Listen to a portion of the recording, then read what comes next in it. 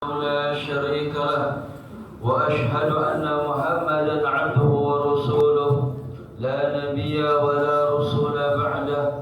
اللهم صل وسلم وكرم وعظم على سيدنا محمد صلى الله عليه وسلم وعلى آله وأصحابه وذريته ومن تبع شريعته إلى يوم المعاد. أما بعد، فيا أيها الناس أوصيكم وإياي بالتقوى الله. اتقوا الله فقد فاز المتقون. وقال الله تعالى: يا أيها الذين آمنوا اتقوا الله حق تقاته ولا تموتن إلا وأنتم مسلمون. معاشر المسلمين, jamaah salat Jumat yang Allah Ta'ala muliakan.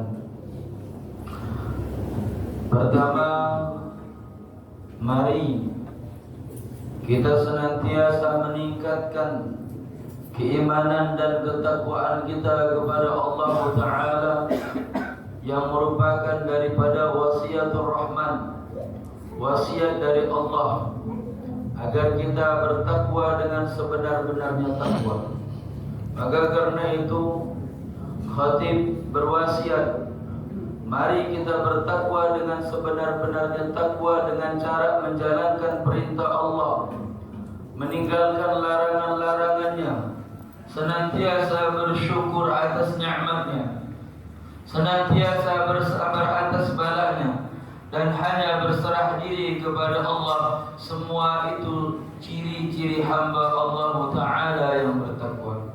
Ma'asyiral muslimin, jamaah salat Jumat yang Allah Ta'ala muliakan.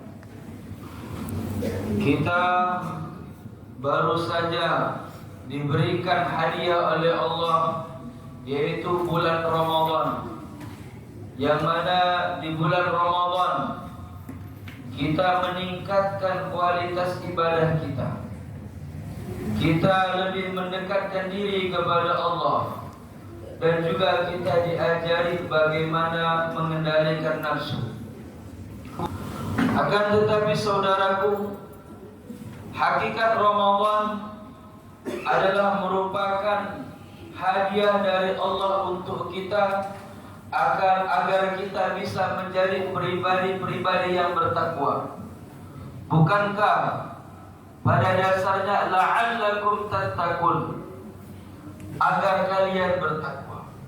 Maka natijah daripada Ramadan, buah daripada Ramadan, hasil daripada Ramadan, ketika kita menjadi pribadi-pribadi yang bertakwa.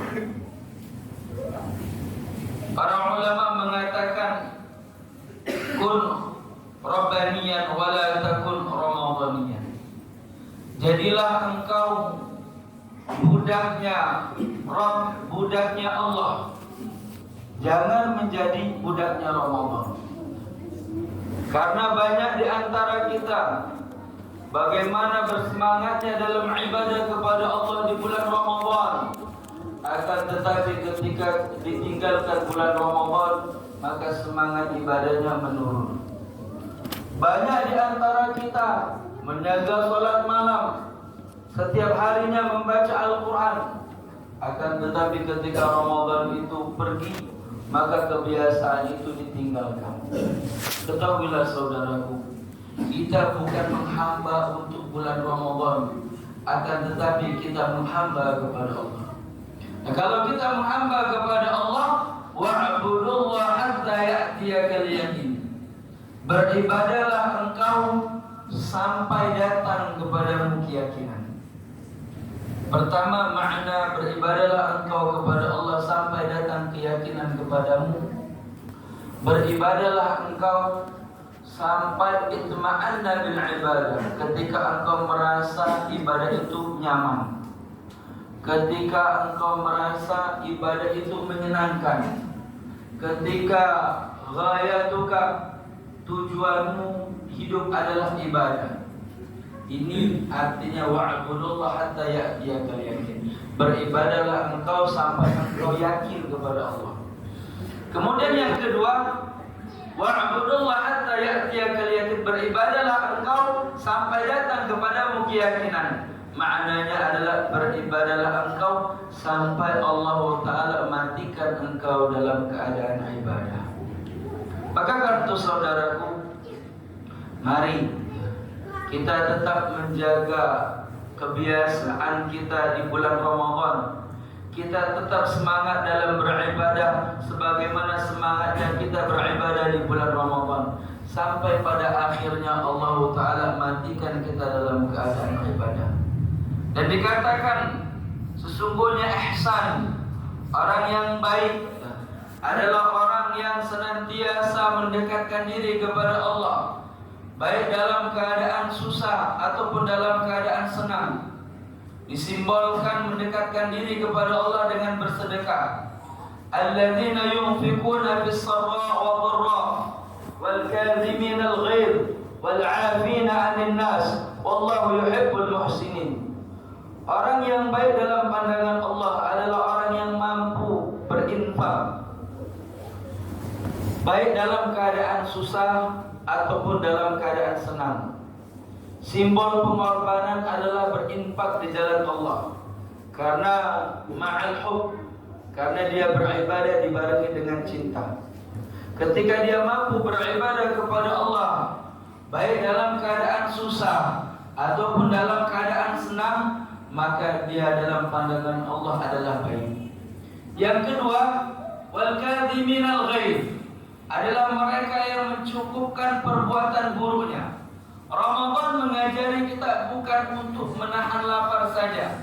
Ramadan mengajari kita bukan hanya untuk menahan haus saja, akan tetapi lebih daripada itu Ramadan mengajari kita agar kita mengendalikan nafsu dan meninggalkan daripada perbuatan-perbuatan buruk.